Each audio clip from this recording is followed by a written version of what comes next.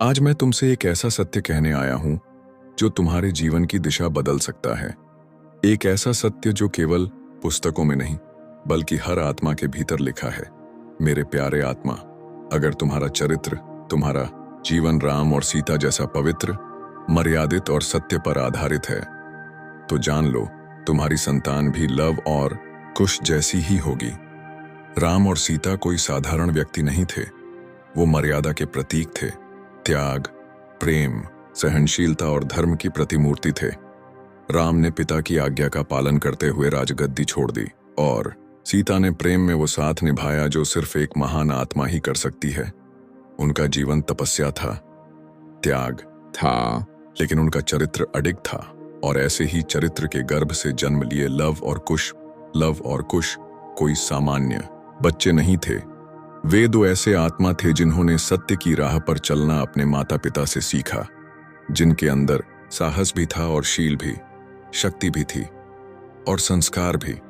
उन्होंने महर्षि वाल्मीकि के आश्रम में रहकर न सिर्फ वेद शास्त्र सीखे बल्कि रामायण भी सीखी।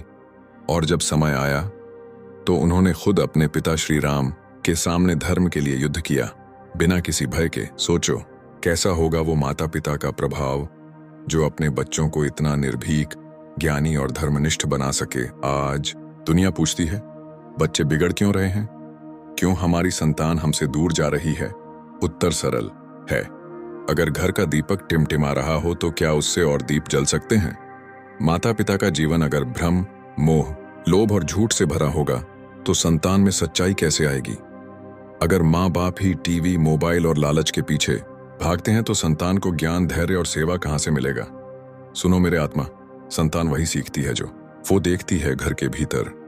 अगर तुम्हारे शब्दों में प्रेम है, तुम्हारे कर्मों में ईमानदारी है और तुम्हारे मन में शांति है, तो तुम्हारे बच्चों के अंदर भी वही बीज उगेंगे। शास्त्रों में लिखा है, यथा राजा तथा प्रजा, लेकिन मैं कहता हूं यथा माता पिता तथा संतान।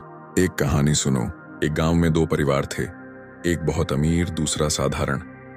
अमीर परिवार के माता पिता अपने बच्चों को महंगे स्कूल भेजते, पर खुद घर में झगड़ते, झूठ बोलते, लालच करते। साधारण परिवार के माता पिता हर दिन पूजा करते, सच्चाई से जीवन जीते और बच्चों को प्रेम पूर्वक अच्छे संस्कार देते। वक्त बीता, अमीर परिवार का बेटा नशे का शिकार हो गया, साधारण परिवार का बेटा गांव का आदर्श बन गया।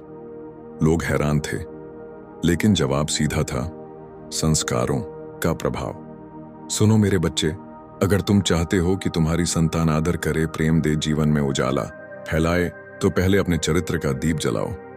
राम सीता जैसा चरित्र कोई एक दिन में नहीं बनता, हर रोज के त्याग, प्रेम, संयम और सच्चाई से बनता है।